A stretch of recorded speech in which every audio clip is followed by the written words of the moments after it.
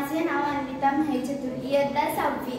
आम्ही येथे पदार्थांचे विभक्तीकरण ह्याच्या पद्धती करून दाखवणार आहे। मिश्रणातील घटक वेगळे करण्याच्या पद्धतीला पाखडणे असे म्हणतात। धान्यातील कचरा कोंडा बाहेर काढण्यासाठी ही पद्धत वापरली जाते व जड व हलके पदार्थांचे मिश्रण वेगळे करण्यास उपयुक्त असते ही पद्धत।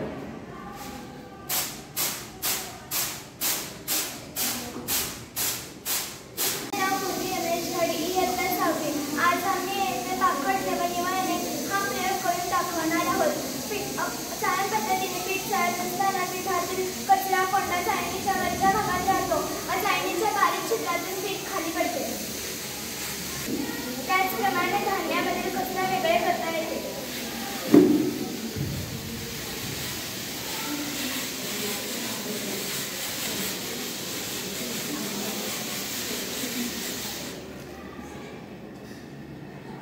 माझे नाव आर्यन अनिल पाटील, इयत्ता 6वी। मी तुम्हाला ओतणे व निवडणे या पद्धतीबद्दल माहिती सांगणार आहे।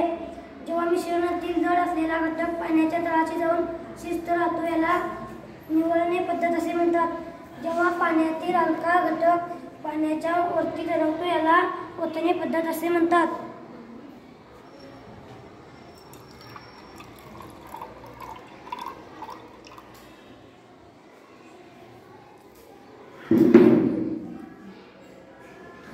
माझे नाव आदित्य परशुराम राजेकर, इयत्ता 6वी। मी बाष्पीभवन म्हणजे काय हे तुम्हाला सांगणार आहे।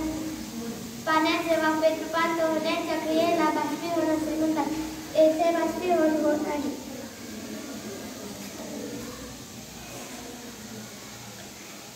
बाष्पीभवनाचा वापर पाण्याचे वेगळे करण्यासाठी, पाण्यातून साखर वेगळी करण्यासाठी व समुद्रातील मीठ वेगळे करण्यासाठी केला जातो। वाफेचे पाण्यात रूपांतर होणाऱ्या क्रियेला द्रवीभवन असे म्हणतात। या पाण्यामधून वाफ येत आहे त्याला थंड ताट लावल्यास त्या ताटाला पाणी चिकटते याला द्रवीभवन असे म्हणतात। द्रवीभवनामुळे पाऊस पडतो।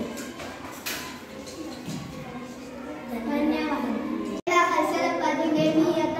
मी तुम्हाला संपूर्ण द्रवणाबद्दल माहिती सांगणार आहे। एका विशिष्ट मर्यादेनंतर विद्राव्य पदार्थ वेगळणे बंद होते अशा द्रवणाला संपूर्ण द्रावण असे म्हणतात।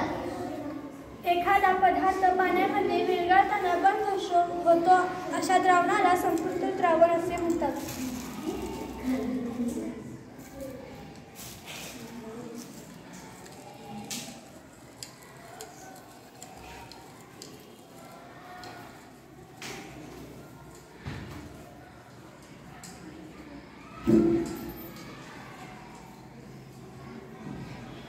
वेगवेगळ्या पदार्थाचे संपूर्ण द्रावण वेगवेगळे असतात। धन्यवाद। माझे नाव आराध्या मिलिंदर माने, इयत्ता 6वी। आज आम्ही वेचणे किंवा निवडणे ही पद्धत करून दाखवणार आहे।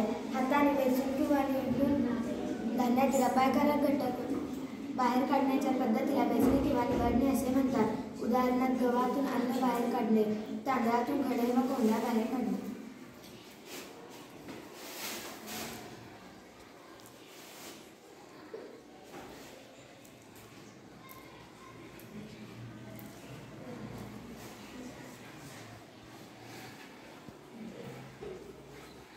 धन्यवाद।